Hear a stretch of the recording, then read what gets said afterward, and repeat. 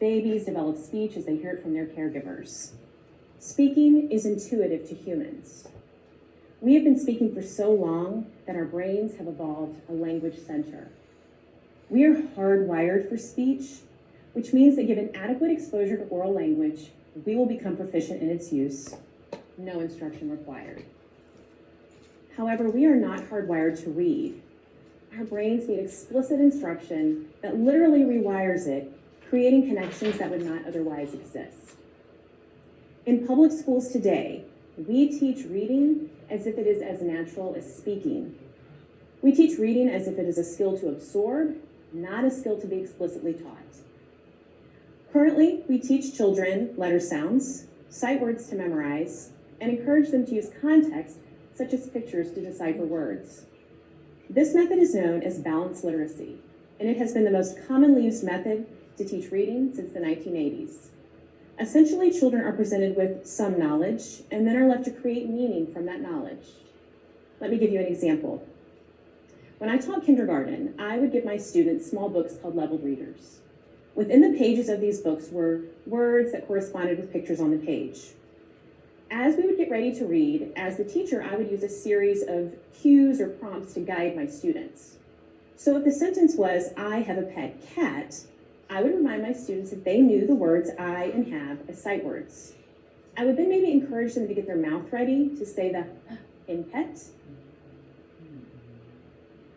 I would then usually point to the picture of the cat to draw their attention to that.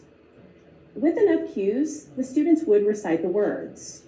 The next year, I jumped up to 4th grade, where it became quickly apparent that many of my students did not have any strategies for sounding out longer words.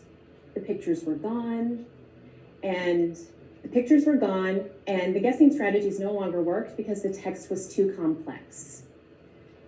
As a teacher, I should have known how to help them, but I didn't know because I had never been taught. That feeling of frustration led me down the road to structured phonics. Structured phonics involves teaching all letter sounds, how those sounds work together, and how to break those sounds apart. This is probably the point in the talk where you are wondering, this all sounds familiar. Are you sure we don't teach phonics in schools? Well, like everything in education, it's a little bit more complicated than it should be. Yes, all schools teach phonics, but most schools do not teach a structured and systematic phonics curriculum. Throughout the 80s and 90s, reading scores began to fall so much that Congress convened a national reading panel to look at all the reading research up until that point. The evidence was clear. Structured phonics was the most effective way to teach children how to read. It led to the greatest gains in reading accuracy for children. Study after study shows that phonics in the early grades works. And yet, we are still teaching children to read with the balanced literacy method. Reading scores have barely budged in 30 years, and people of color and low-income people have suffered the most. In 2019, the National Assessment for Educational Progress revealed data that showed that only 37% of American 12th graders were reading proficiently. Only 15% of Black 12th graders were reading proficiently. Now, this is news to you, but this is not news in education circles. The data has looked like this for the past 30 years. So this begs the question, why do we ignore this data? Do we really believe that people have a civil right to read? Now, we often only talk about children when we talk about reading research, but those children become adults. Today's struggling reader is tomorrow's partially illiterate adult. Illiterate is a very strong word, one often reserved for developing nations, but illiteracy is alive and well here in the United States. Only 48% of adults are reading at a level that allows them to identify and interpret information that is lengthy and complicated. And 14% of adults cannot read well enough to fill out a job application. Reading poorly as an adult means that going to vocational school or college or entering the workforce will be exponentially more difficult. And the ramifications extend far beyond employment. How does a person with such low skills understand a health diagnosis, and participate in their own health care? How does that person read their own mail or a rental agreement? How does that person read a ballot initiative?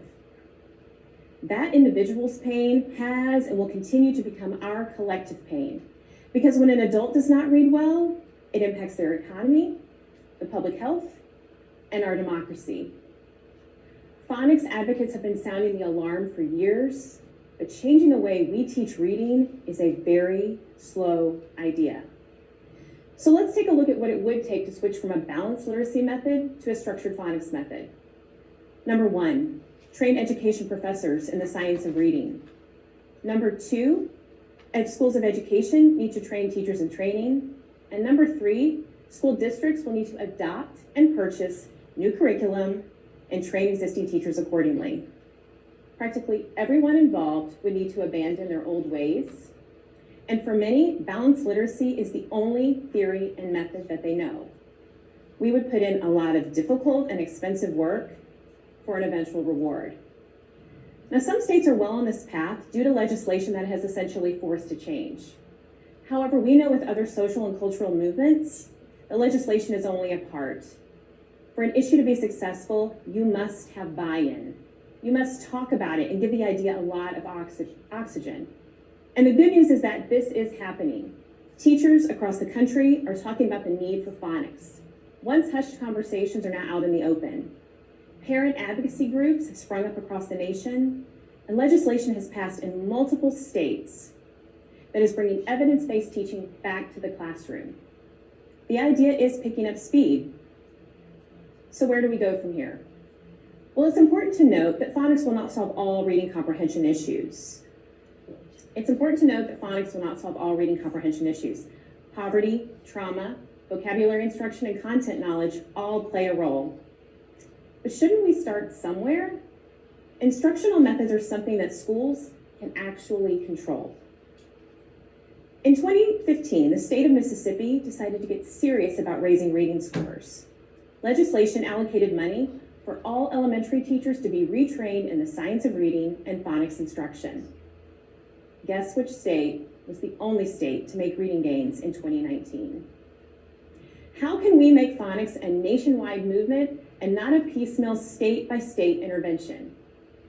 Well, I am a firm believer that we can do this through education, legislation, and old-fashioned grassroots organizing. We have to keep talking about this issue, and we need to keep asking the question, why do we ignore the data? Why are we okay with poor reading scores? If you feel inspired today to see this idea come to light, go talk to someone. Your child's teacher, a school district administrator, the director of a school of education. Because we can no longer sit back and rely on adult literacy programs and prison volunteers to teach our fellow human beings how to read. At the end of the day, this is not about teaching children. This is about teaching future adults. Yes, children need to read in order to learn, but adults need to read in order to live, to participate in society, to be a citizen. So help us move this slow idea along, because school years come to an end, our students move on, and typically, we have no idea what happens to them. All we have is the data. And we can turn that data around because we know what works. The research is abundant and clear. Phonics is an idea worth spreading. Thank you. Okay, so we saw that we've seen data for years, and we really have not applied what we know into our teaching. So a lot of children are growing up to struggle with reading, even, as adults. So the science of reading is kind of taking it back to more structured phonics instruction. So now we're going to listen to the role of phonics within the classroom. Hi everyone, I'm a literacy specialist, and in this video I'm going to dive into the role that phonics has in reading instruction and learning to read. If you haven't subscribed to my channel yet, make sure to do that now, and then also hit the little bell so that you're notified every time I post a brand new video. has found that around 95% of students, people in the world, are capable of learning to read, which is amazing news. However, there was a 2019 report that indicated that only around 79% of adults in the United States have sufficient literacy skills. We're not talking that they can read like medical level, college level text, just sufficient literacy skills to, do everyday tasks like going to the grocery store, right? So not great, right? There's a mismatch. And in this video, we're going to dig into why some of that mismatch is probably happening between, 95% of people can read and only 79% of adults in the US at that time anyway had sufficient literacy skills. So question for you though, have you worked with any students, or do you work with any students right now who, for whatever reason, reading just isn't clicking? Let me know yes in the comments if you do have some students that are just really struggling with reading.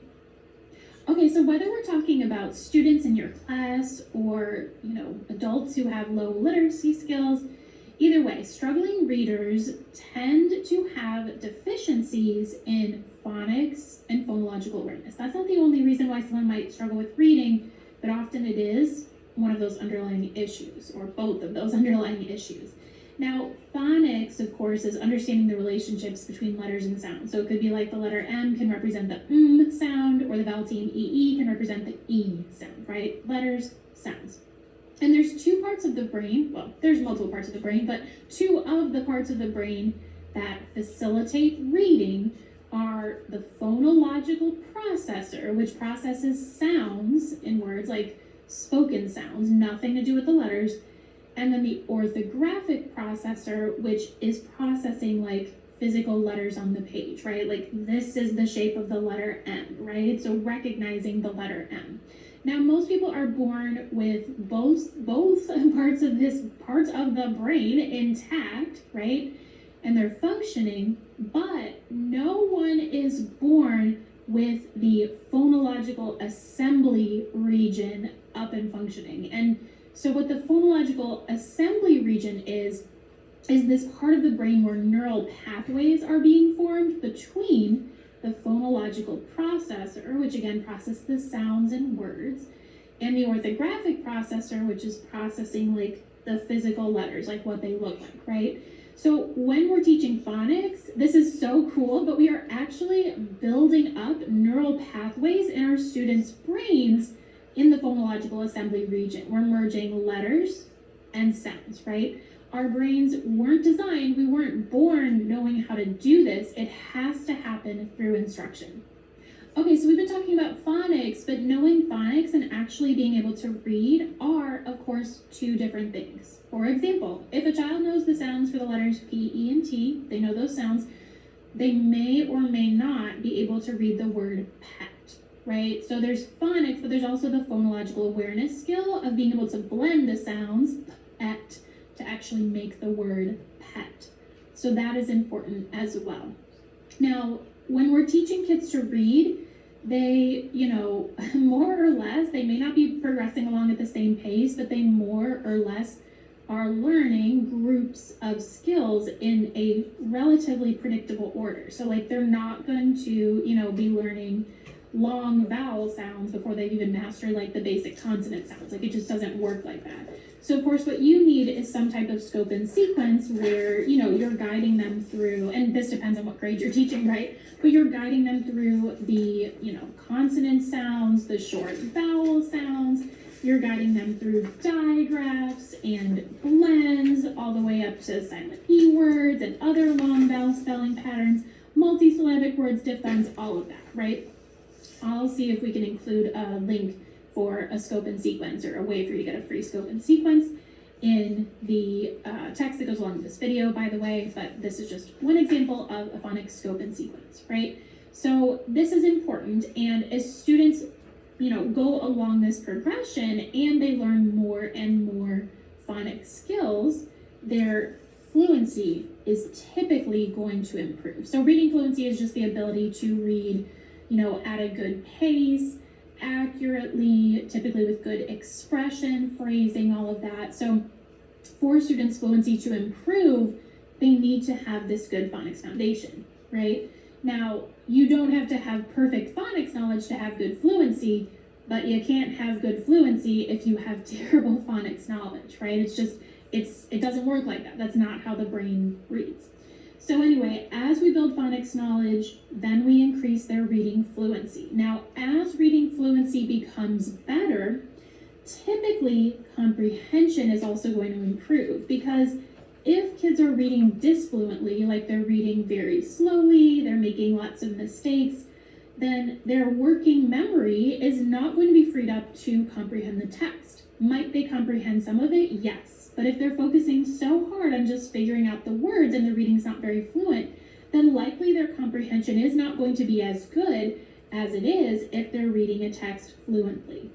So as you can see in this progression, this is a simplified version, right? Like things can come in and mess with this. Like it's not like, oh, we've got phonics and so therefore fluency, yes, comprehension, yes. Like for some kids that it works like that. For other kids it doesn't.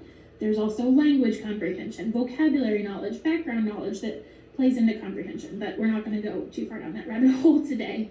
I just want to share this with you so that you can kind of see how phonics knowledge builds the other areas that are important for kids to ultimately comprehend the text, which is, of course, the whole point of reading. So as you can see, we cannot neglect phonics instruction. Even if you teach an older grade and the kids are mostly working on comprehension, we still have to go back for those kids who need it and work on phonics so that we can build fluency, and then they'll be able to comprehend the text at grade level. If you would like a free phonics scope and sequence like I was showing earlier. Okay, so we saw the importance that phonics plays in the classroom. That if you have poor phonics knowledge, that you will most likely struggle with fluency and comprehension. So that phonics plays an important role in reading success. So did you find anything interesting about the any of those two videos? I liked how descriptive it is about like the phonics and how each piece plays importantly into the next, and how they kind of go hand in hand and are very fluid. Yeah, I thought it was interesting, the brain development with how no one is born knowing how to read phonetically. Okay, so now we're gonna talk about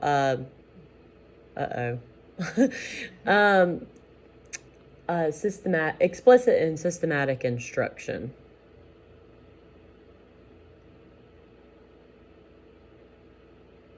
So what is explicit and systematic phonics instruction? Well, this was kind of eye-opening for me when I started to work in this field and do more research in this area.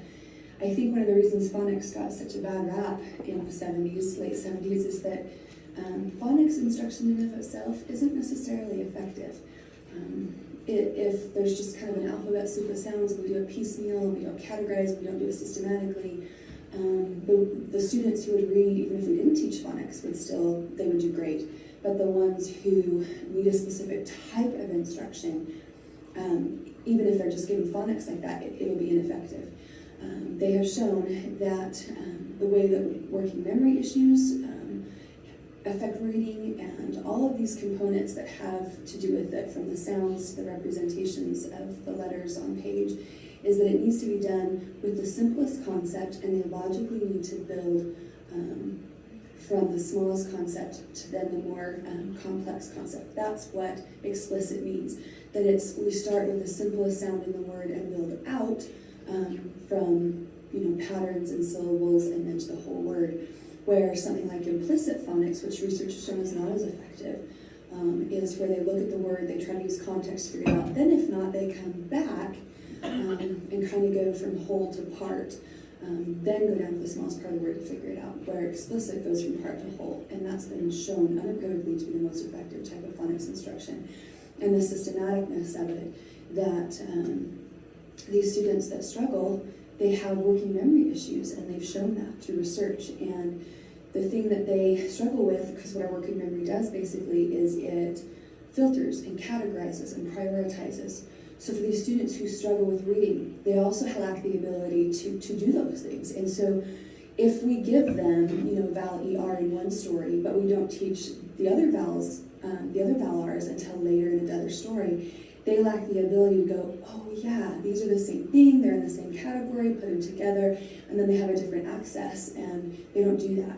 So if we don't teach it very systematically with, here's all, this simple concept, and start with single letters, and then to blends, and then to combinations and patterns, they won't be able to retain it or find success. Their memory has to go to other places, and they can't take in and progress in the way that we'd like. So those two simple things are actually what makes the hugest difference in the type of phonics instruction that's given. So, as we heard, systematic and explicit phonics instruction is probably one of the more important components of successful implementation. So students are able to learn. So we kind of talked about that briefly earlier. They kind of work up the ladder to successful knowledge of phonics. So, Hey, just I'm Allison from Learning at the Primary Pond. I'm a literacy specialist, and in this video, I'm going to go over all the different phonics teaching methods, and there may actually be more than you thought. Before I dive in, if you haven't subscribed to my channel yet, make sure to do that now, and then also hit the little bell. However, there's tons of different ways to teach phonics. So today I have a question for you that's not about your students, but actually about your experiences. When you were taught to read as a student yourself, do you remember what phonics method was used? Or were you taught phonics at all? I'm just curious to hear what your experience was, if you remember it. So if you feel like sharing a little bit about that, I would love to see that in the comments, just because I know it will differ a lot from teacher to teacher. Okay, so let's dive into these teaching methods. There's these pairs of instructional methods, and they're kind of like, I don't know how to explain them. They're like opposites in a way. So we're going to go through the pairs of opposites, and then at the end, I will talk about some other methods or terms you may have heard. It's a lot to remember, but I'm going to spell it out, make it real easy to understand in this video. Okay, so first, let's talk about systematic versus incidental phonics instruction. Now, systematic is what research shows to have the greatest impact on students, okay? In systematic phonics instruction, kids are taught individual phonics skills in a sequence. Now, there's no research that says this is the exact sequence that they must be taught these skills. There is developmental spelling and developmental phonics research that shows more or less the general order, but there's no research that shows in a very minute, detailed way what the sequence must be. However, what's most important is that teachers are moving through each skill in the sequence in that order, okay? Ideally, you want kids to have achieved some level of mastery. 80% is typically the magic number before you move on to the next skill. So that is systematic. It's like sequenced phonics instruction. Now, on the other side of this is incidental phonics instruction. And I actually learned some of this when I was learning how to become a teacher, but in incidental phonics instruction, the teacher covers phonics skills as they appear in text. So for example, if you happen to be reading a text with students that contains a lot of R-controlled vowel words, then the teacher might cover R-controlled vowels. So it's very kind of like here and there. It's not necessarily saying, okay, this is my sequence and I'm moving through these skills. It is like, oh, well, here's a text that has this phonics skill, so let me cover it now. Now, incidental phonics instruction, I still do a little of, right? Because it can complement systematic phonics instruction, okay? But I always have that sequence. I'm always progressing through my list of skills, right? Based upon how students master them, I'm going forward in this order. And then the incidental phonics instruction comes in when, oh yeah, maybe there is a text that has a lot of long O words, and maybe this is a good time to review or do a little bit more work with long O to help the kids apply that knowledge to the text, okay, like that in context instruction. So incidental is like, I don't know, like 5% of my phonics instruction, and then systematic is like probably like 95% of my phonics instruction, maybe 5 to 10 for incidental. Okay, now let's move on to another pair of opposites, and these opposites are explicit and implicit phonics instruction.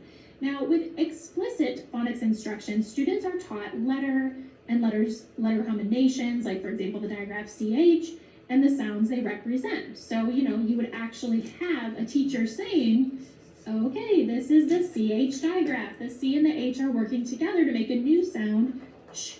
And then the kids would practice like blending to read words with CH, maybe building some words with CH. So it's very like clear. Now, on the other hand, implicit phonics instruction puts more on the students to figure out how the letter and letter sounds combinations work. So for example, you might give kids a list of words with CH like chat and much, and they're expected to read them without you ever having taught the ch sound, right? And then from there, they're kind of expected to figure out that like the C and the H are working together to say ch. Now, as you can imagine, this doesn't always work. The research shows us that by and far, explicit phonics instruction, where we're literally just teaching them like the CH, for example, and then they're reading words and writing words with it, is much more effective. So we want to stick with explicit instruction. Now, is it a bad thing to show kids maybe a list of words that have a common pattern that they've already learned and have them look for a commonality? No, like that's just helping them notice patterns. But in this example for implicit instruction, you're literally having the kids read these words, maybe they're in the context of text or something, and then, just figure out the CH on their own. And so that, for many kids, does not work, okay?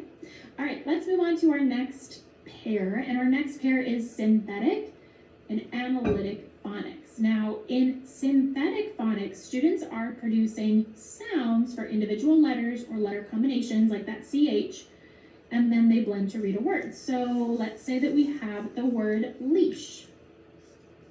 Okay, so we are teaching kids in synthetic phonics to say leash.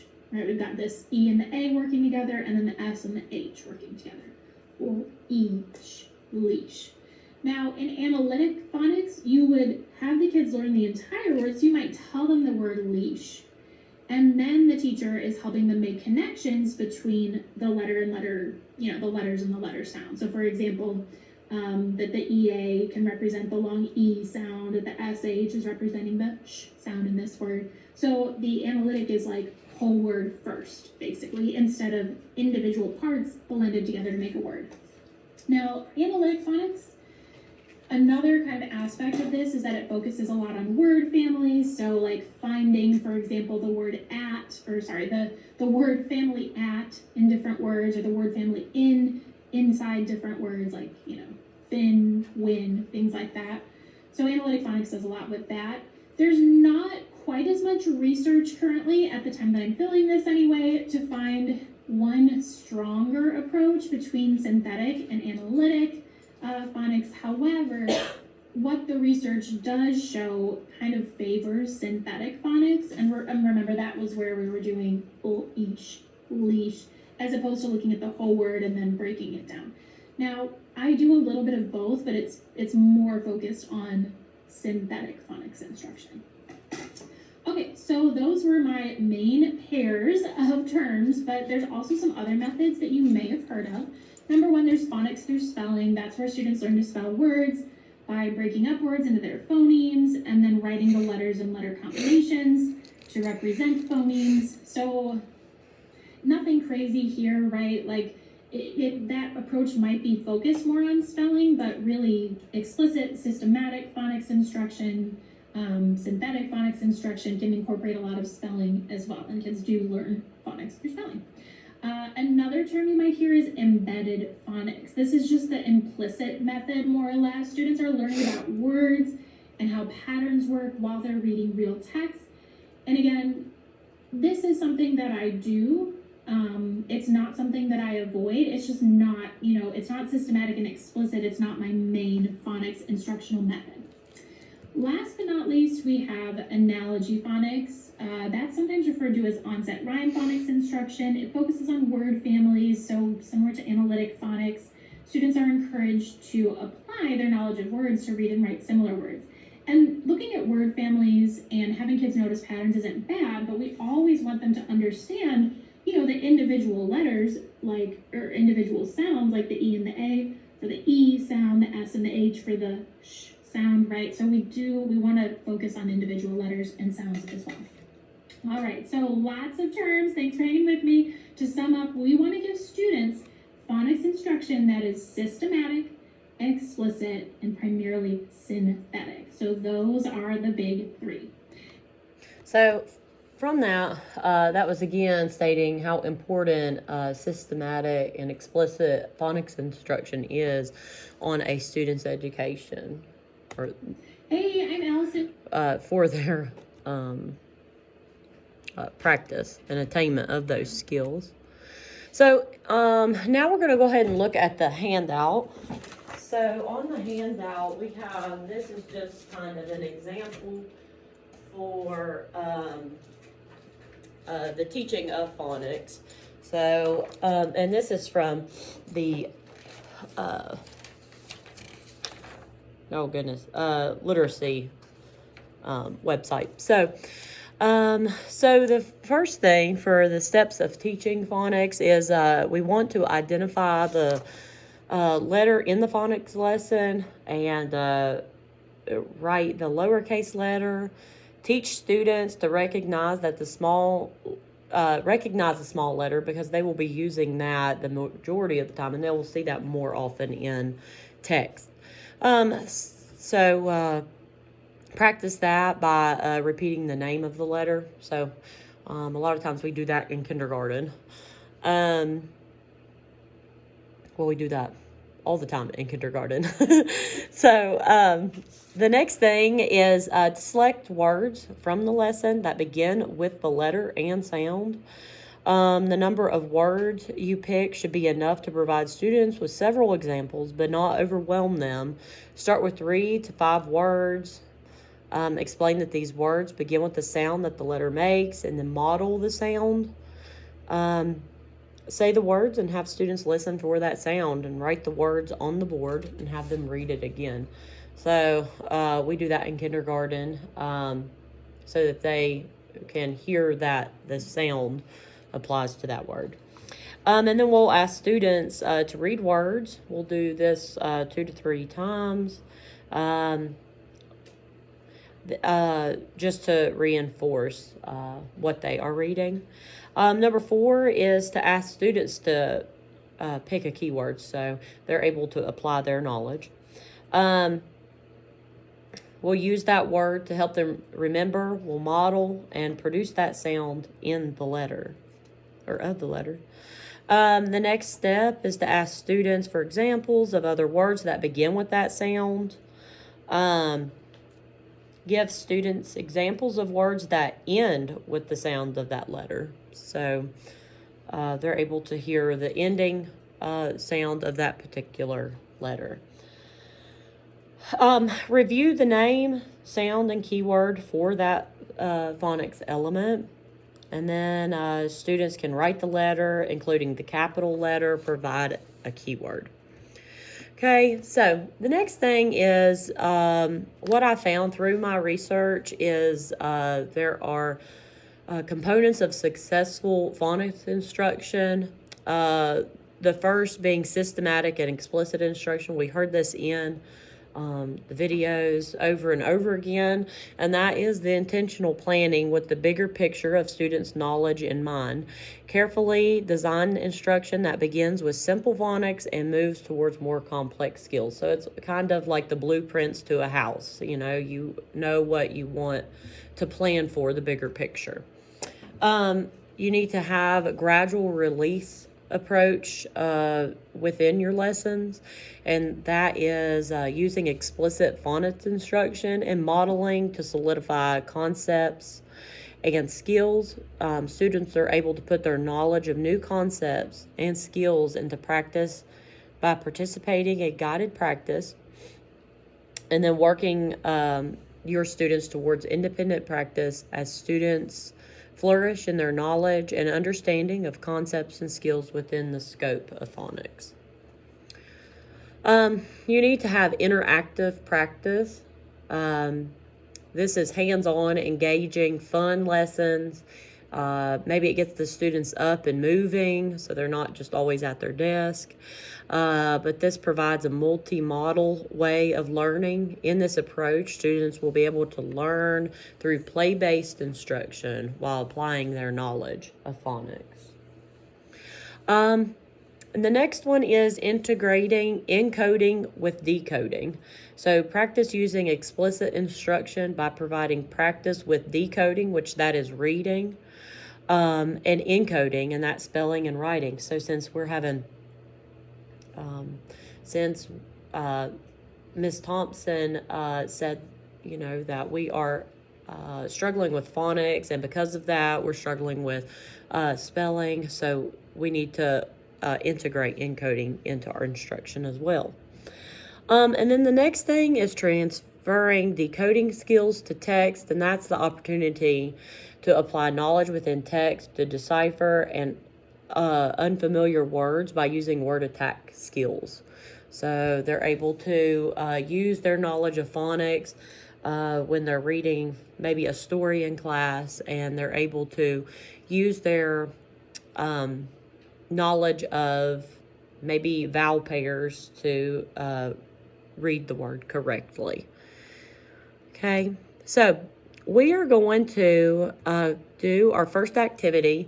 So it's an interactive activity. It allows you to learn in a different way besides paper pencil.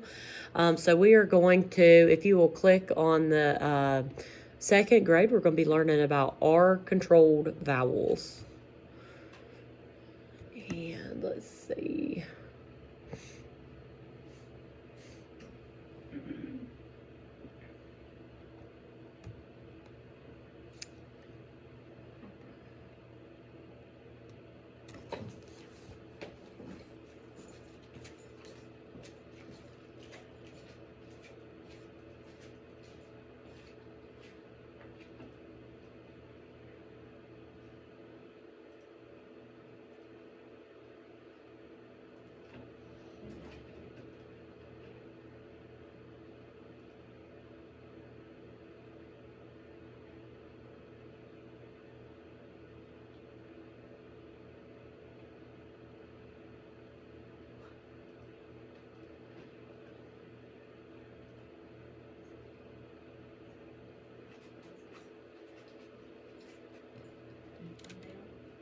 It's the fifth one down. Okay.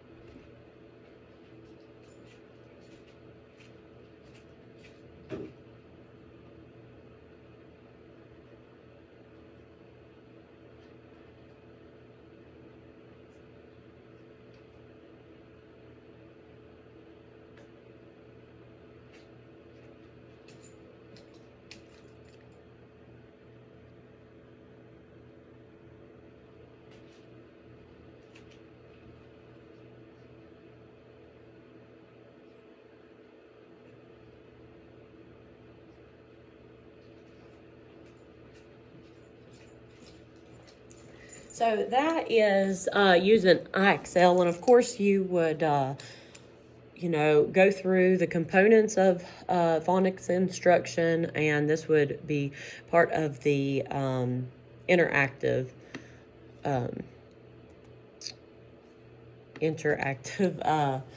learning opportunity. So it provides them something besides just paper pencil.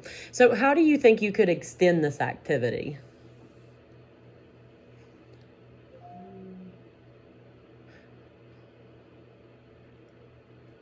Like, what do you mean? So how could you take those words that have R-controlled vowels, and how could you extend that lesson using the IXL? Using IXL? So we have categories of words.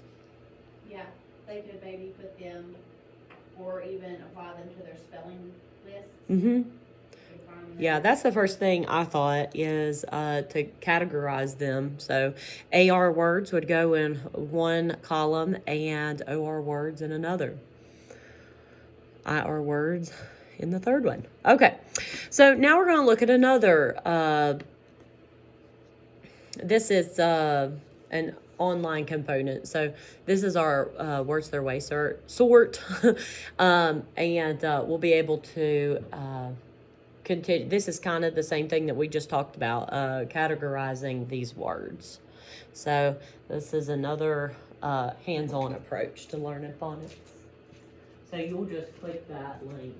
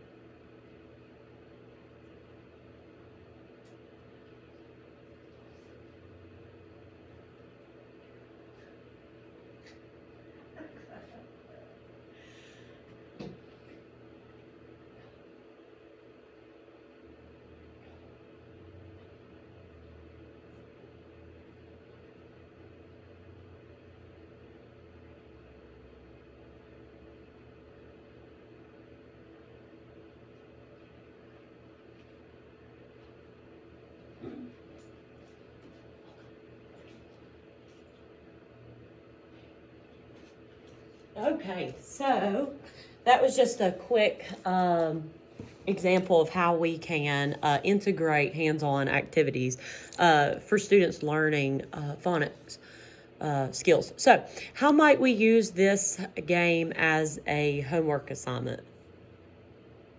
Ms. Thompson? Well, I don't usually give some homework, Uh-huh. but I'm thinking that they could probably take it home and while, like cut it up and put it into a like Ziploc bag, and they could like encourage their parents would be encouraged to work with them. Oh, yeah. Parent involvement is very important. Right. So they would be able to take that home and take the words home in a little baggie and then sort them with their parents. That's an excellent idea. Okay, so, all right, so creating words is activity 3, and this is just another quick one, and this is through the use of Starfall. I thought this one was fun.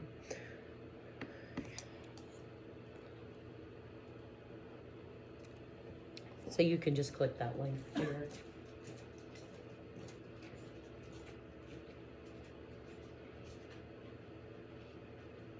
Picture, then add the silent E. Plan. And. Plan, then add the silent E. Plane. Man. And. Man, then add the silent E. Main. Van. And. Van, then add the silent E. Vein. Can. And.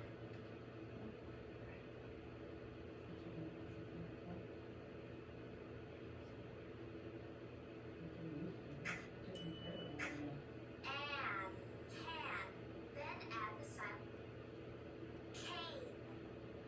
That's super neat and engaging. So with that one, students, that would be more of your beginner, you progress to that. So it starts off with CVC words and then you go to the silent E.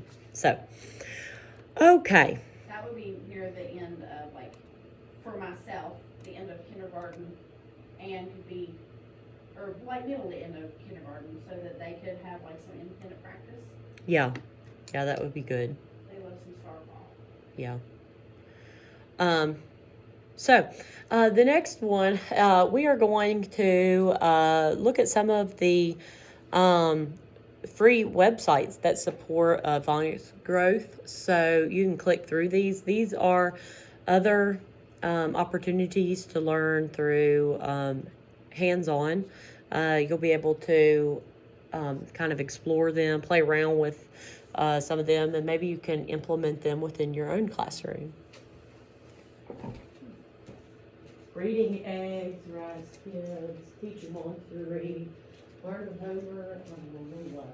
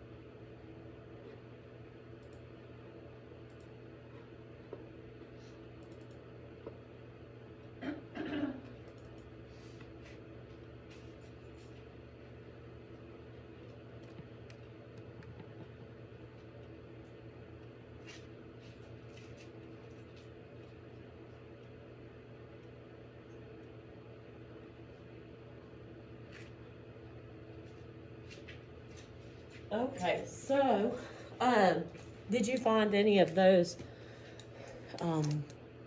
websites interesting, or would you use them in your own classroom? Teach your monster to read is something that I know the first grade has used before. Mhm.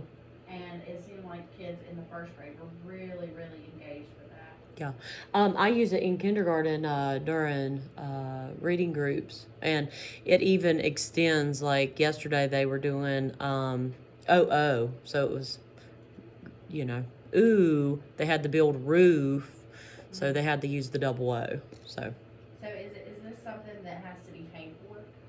no, There's just some that, or is it like part of it's free and other part? Because it says play now for free.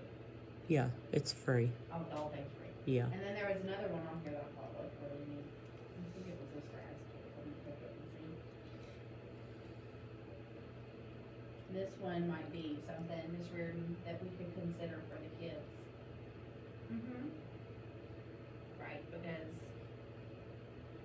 that would be really neat. Yeah. Yeah, I like them. Girl, it just stopped. It just stopped again. Before you just now? Yeah, just now. Okay. Okay. I mean, shit, you're an hour and 5 minutes into this. Am I? You really are. Am I? Okay. But I mean, you can like, you want to use my phone and you